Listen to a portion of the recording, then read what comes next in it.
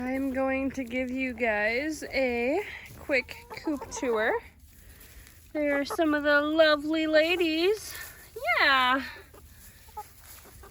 So, this is the coop itself. So, as you can see in there, there's their roost. If you're wondering about the straw, what I do when I clean out their coop, I either put it in the wheelbarrow and then use it in the gardens if it's spring, and kind of get the gardens ready, get all those nutrients from the straw and chicken excrement into the garden, and that helps things grow very well. And it's all natural. You're not using any of the nasty chemical junk that's in fertilizers, so I like doing that. But when it is not spring, I suppose I could do it in the fall also, but what I do is when I clean them, I try to spread out the straw in a deep enough layer around the coop so that it pats down the grass. That way the less deep grass, the less predators you're going to have, and the more visibility you're going to have when you're looking out at your chicken coop. So I kind of do that to, it enriches the soil, it kills the grass, kind of smothers it, so that's what I do. I pull it out here and then I spread it around. And the chickens love digging through it. They can find all kinds of little bugs and they have a party with it, honestly. So I'll show you guys the actual coop, how we have it set up. So if you're starting your own chicken keeping, whatever. So we ended up actually getting like a shed that you see at the stores. We got them a straight up big shed, which honestly works great. The only thing to keep in mind that we should have done, this was on me. My mom actually had the idea to get one with 2 windows so they would get some cross airflow, which would keep it cooler in the summer and the hot season, and also offer more ventilation. But I was worried about a cross draft, and that wasn't the right choice. So we went with 1 window. I highly recommend, if you do this approach and get a shed like we did for chicken keeping, that you go with 2 windows. You're gonna want to keep it from getting very hot in here, because unfortunately broodies, they like to hang out in here. Then what we did was, my uncle gave us that beautiful nest box, so he brought that out. And this roost right here, what we did was we got, like, you'll find them at Menards, Home Depot, that kind of thing. And all they are is shelving brackets. But you want to make sure you get ones where it's not like paint, because that'll flake off. The chickens will eat it. That's not good. So that's something we thought of. So we got shelving brackets and then a large 2x4. Well, technically it's 2 of them. You can see the split. And then we just attached it with shelving brackets. And honestly, that has worked great. So, and we did that roughly, let's see, there's my, like, mid-thigh. So we did that probably, I'd say about 3.5 feet off the ground. 3 feet off the ground. So it's not too high for them to fly. And what I like is the roost is all the same height, so no chickens are, fighting to be top dog on the higher roost. And some of your younger chickens will start out actually roosting on the perch by the nest boxes, so that works well. And then what I do is every 2 weeks I clean out their nest boxes completely. And during spring, summer, fall, I do a complete cleaning of the coop about once a month, and clean out everything, dust it down, the works. And then in the winter I do deep litter method, because it helps them retain heat in their coop so they don't freeze, because we live in a very cold climate. Minnesota it's hard on everything in the winter. So what we do is we just add more straw, and it's called the deep litter method. And having that thick layer of straw creates insulation, keeping it actually much warmer in the cold months. We also do a supplemental heat source. We use a Cozy Coop, and this year we're thinking about trying potentially a heat lamp, because the Cozy Coop is a radiant heat, so unless they're standing right up against it, they're not getting much, and since we have much more birds this year, they won't all be able to get right up to it, so that's why we're going to change that out. We have 27 chickens. And then this bale I put by the window, it works as a ramp because a ramp would take up a lot of room inside of the coop. That's Creamy, by the way. The Creamy. And then they can kind of fly up to there or hop in down onto the bale, and it makes for a much easier go of it for them. Oh, hello, Roadrunner. How are you? All right. And then, you know, our feeder, our water, and I'll tell you guys honestly, if you have a feeder or water you hate, it's just kind of the go of it, you know. We've been through probably 10 different feeders. They, hello, Mystic. You're beautiful. They all have their different pluses and minuses for sure, pros and cons. But these are the ones we rested on at being kind of the best. And how it kind of shakes out is, this guy, what I ended up doing is there was a piece in here that like divides it into different slots, and I just pulled that piece out because it kept getting hung up, and then, you know, their feeder, it wouldn't work. You'd have to pick it up, shake it, the legs would fall off. Terrible. So what I did is I just removed the plastic piece that was built in there. And ever since then, it's worked great, actually.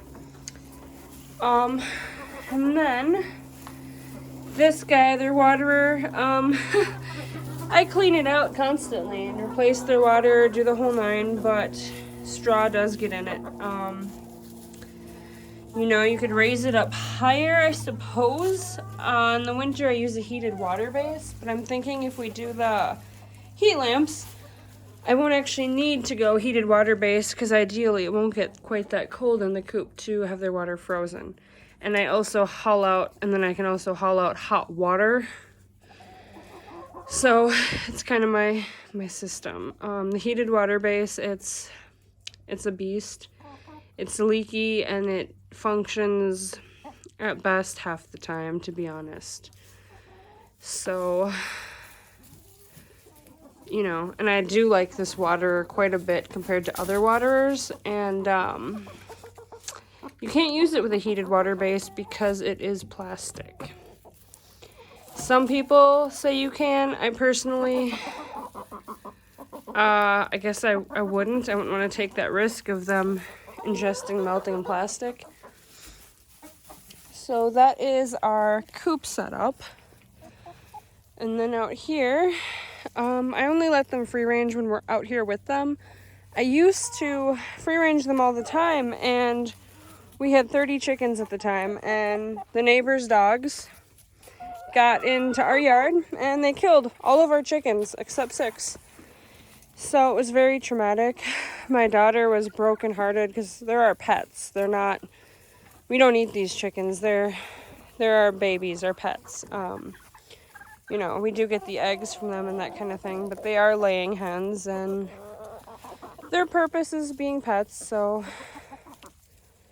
I now only free range them if I'm out here with them. So not everybody is good or responsible pet owners, sadly. So we did learn that the hard way. Anyway, this right here is their run, and we did build this completely ourselves. So you can probably tell. Oh! They like to stretch their wings. Anyway, so again, what I do with the straw also sometimes is I will throw it down in here, because then they have something soft for their feet. So in the summer, they're not burning their feet on the sand. So this is another thing I do with their straw. Their straw, I either put it in the run outside the coop to smother the grass, or in the vegetable gardens. So yeah, It's definitely, they love digging through it, finding bugs. Chickens are big scavengers, so they do enjoy that quite a bit.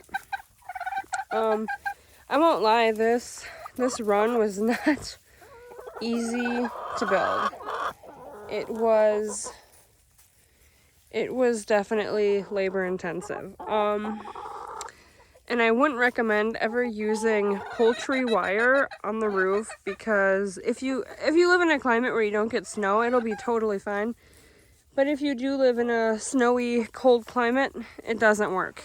I mean, one packy snow and it's down. And you can hit it, try to dust it off with a broom, you're only going to do more damage. That's why, as you see, certain spots I actually had to take down.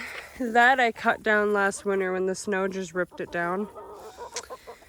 So I recommend, if you live in a snowy climate, you know, trial and error, what I have learned, I would do a pitched roof. Ideally, a pitched metal roof would be your best bet. And then you're also getting the shade too, which is a really big win. We don't have that, so we put up camo netting, tarps, that kind of thing, which I'll be taking these down today as I winterize the coop and their run. So that's our whole setup. Kind of the different tricks of the trade that I have learned through trial and error. If you're thinking about keeping chickens, I suggest you do. They're wonderful. You get farm fresh eggs, and they're really great pets. What a lot of people don't realize is they're very sweet. They're tame. Some of them will even sit on your lap and come running up to you like puppies. It's adorable. So they are a lot of fun. Like this one here, Cinnamon. She loves to be carried around. In the morning when I'm letting them out, doing their chores, that kind of thing, it's easier to carry her around than crawl over her. So they are truly wonderful. They are just the cutest. And they're really, once you get it all set up and going, if you're not a big traveler, they're really not that... Guys, they're picking at the rhinestones on the back of my phone. They are really not that much work, but if you want to travel, that changes things.